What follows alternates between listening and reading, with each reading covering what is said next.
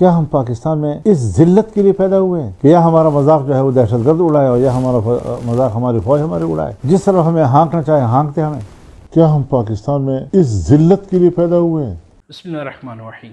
مولانا فرمان نے انتہائی غیر معمولی گفتگو کی ہے۔ مولانا فرمان کی سیاسی لائف میں انہوں نے جو کچھ بھی دیکھا ہے اپنی آنکھوں سے، اسے جو اپنے الفاظ کے اندر بیان کیا ہے۔ مولانا فرمان نے فوج کے بارے میں ایک بیان دیا ہے، ہم آپ ان کو وہ بیان سناتے ہیں اور پھر اس پہ بات کرتے ہیں۔ ہمارے چینل کو سبسکرائب کر لیں اور بیل آئیکن کو بھی پریس کر دیں۔ اور معصوم انداز کے ساتھ پیش کریں، اور اگر آپ اسے اختلاف کریں تو آپ تو کسی کی عصمت پہ حملہ کر رہے ہیں، حالانکہ صورتحال ایسے نہیں تھی۔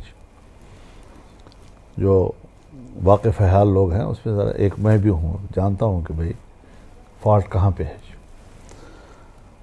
تو یہ ساری صورتحال حضرت ہم نے دیکھی ہے۔ آج ایک مستحکم معیشت کے لیے دو چیزوں کی ضرورت ہے، ایک مستحکم معیشت اور ایک امن و امان۔ دونوں چیزیں آپ کی تباہ ہیں، اور اس سے سیاسی عدم استحکام آیا۔ ہماری اسٹیبلش یہ سمجھتی ہے کہ سیاسی عدم استحکام سے ہمارے مواقع جو ہیں وہ زیادہ ہمارے ہاتھ میں آتے ہیں ملکی نظام پر کنٹرول حاصل کرنے کے لیے۔ تو سیاسی عدم استحکام جائے بلا سے، لیکن سیاسی استحکام تو چلا جائے گا، لیکن اس سے معاشی استحکام بھی تو جائے گا۔ پھر جب معاشی استحکام نہیں رہے گا تو امن و امان کا مسئلہ بھی تو پیدا ہوگا، لوگ بھوکے ہیں۔ پھر آپ کے خلاف ایک مستقل محاذ بنا ہوا ہے، جو 2001 سے آپ ان کے خلاف مسلح جنگ لڑ رہے ہیں اور وہ آپ کے خلاف لڑ رہے ہیں۔ آج 2024 میں ہم جہاں کھڑے ہیں، ہر شہری وہ آپ سے پوچھتا ہے کس چیز کا آپریشن کریں گے آپ۔ میں تو 2002 سے آپ کے میزان آپریشن سے لے کر آخری ضرب عضب اور رد الفساد کے آپریشن تک میں نے گھر باہر چھوڑے ہیں۔ میں اپنے ملک میں مہاجر ہوا ہوں۔ مجھے تم نے مجبور کیا کہ میں صحراؤں میں خیموں میں رہوں۔ میری خواتین کو، جو گھریلو خواتین ہیں، جو عزت پردی میں رہنے والی جو ہیں، جس نے کبھی گھر سے باہر کا ماحول نہیں دیکھا، تم نے ان عورتوں کو جو ہے بازاروں میں بھیک مانگنے پہ مجبور کیا۔ قبائل کو آپ نے بے عزت اور رسوا کر کے رکھ دیا۔ سوات کے لوگوں سے لے کر آپ کے پورے وزیرستان تک لوگوں نے گھر چھوڑ دیے۔ اور حضرت میں نے وہ کیمپ دیکھے ہیں جب سوات کے لوگ آئے اور مردان میں ان کو کیمپوں میں رکھا گیا، کتنے معزز گھرانوں کے لوگ ان خیموں میں بیٹھے ہوئے تھے۔ کیا ہم پاکستان میں اس ذلت کے لیے پیدا ہوئے ہیں کہ یا ہمارا مذاق جو ہے وہ دہشت گرد اڑائے اور یا ہمارا مذاق ہماری فوج ہمارے اڑائے؟ جس طرح ہمیں ہانکنا چاہے ہانکتے ہمیں۔ تو اب اس سے لوگ تنگ آ چکے ہیں۔ اب یاد رکھنا چاہیے، نہ مارشل لا ان کے کام آئے گا، نہ ایمرجنسی ان کے کام آئے گی۔ ان کے ہاتھ سے حالات نکل چکے ہیں۔ ان کو ساری پالیسیوں پر اثر نو سوچنا ہوگا۔ اس قیمت پر اب ملک نہیں چلے گا۔ اور یہ صاف کہہ دے کہ جس طرح ہم نے بنگال کو الگ کرنے کے لیے سن 65 سے حالات بنائے، بلکہ 58 سے ایوب خان کی حکومت آنے کے بعد، آج ہم دوبارہ 2 صوبوں کو ملک سے الگ کرنے کے لیے حالات بنا رہے ہیں۔ کیونکہ یہ تو ایک ملک نہیں ہے، یہ اب صوبہ ہے اور بلوچستان ہے۔ تو اس سارے صورتحال کو گہری نظر سے دیکھنا ہوگا۔ جس نظر سے وہ یہ دیکھ رہے ہیں اس راستے پر منزل نہیں ہے۔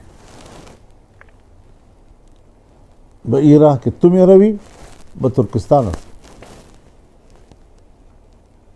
آپ سمجھتے ہیں کہ میں حرم کے راستے پہ گامزن ہوں؟ نہیں، تم کسی اور راستے پہ گامزن ہو۔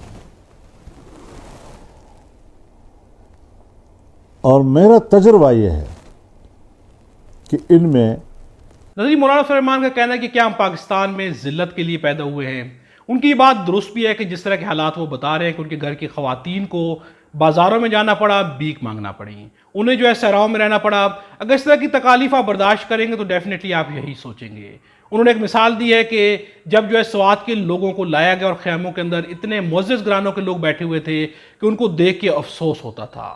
پاکستان کے اندر کیا کچھ ہو رہا ہے، 75 سال میں کیا ہم نے عزت اور وقار حاصل کیا یا اپنی عزت کو کھوتے جا رہے ہیں۔ اگر 75 سال کی ہسٹری کو دیکھا جائے تو ہم ایک ایز اے قوم مضبوط ہوئے ہیں یا کمزور ہوئے ہیں؟ تو پاکستان کی قوم جو آج تک مضبوط نہیں ہو سکی۔ آج بھی ہم ڈیوائیڈڈ ہیں، آج بھی ہمارے مفادات اپنی اپنے جگہ پہ مختلف ہیں۔ ہر صوبہ جو ہے دوسرے صوبے کے ساتھ مل کے چلنے کو تیار نہیں ہے۔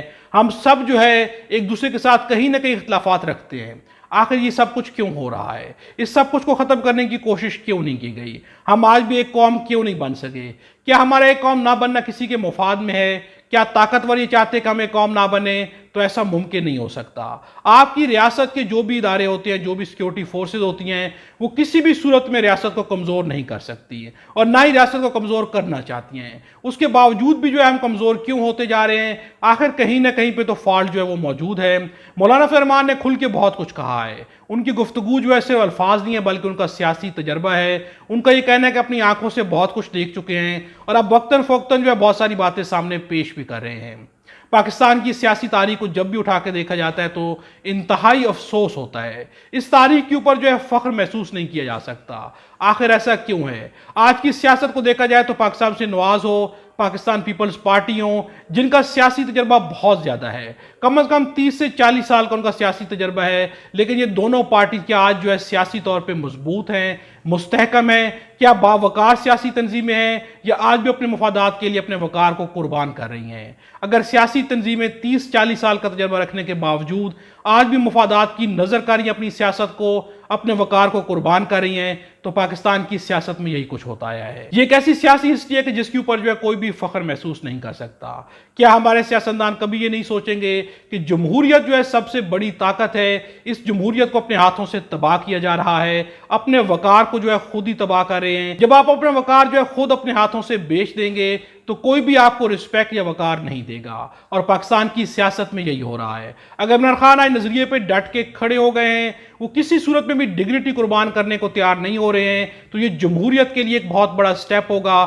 اگر سیاسی طور پہ باقی پارٹیز بھی اس چیز کو مان لیتی ہیں اور جمہوریت کے اوپر بلیو کرتی ہیں تو پاکستان کی سیاست مضبوط ہو جائے گی۔ پھر پاکستان کے سیاسی ارکان کو جو ہے مفادات کے لیے اپنی سیاست کو ہر بار قربان نہیں کرنا پڑے گا۔ اپنی رائے کا اظہار جو ہے کمنٹس میں ضرور کیجئے گا۔ خدا ہم سب کو اور ہمارے وطن پاکستان کو اپنی حفظ و امان میں رکھے۔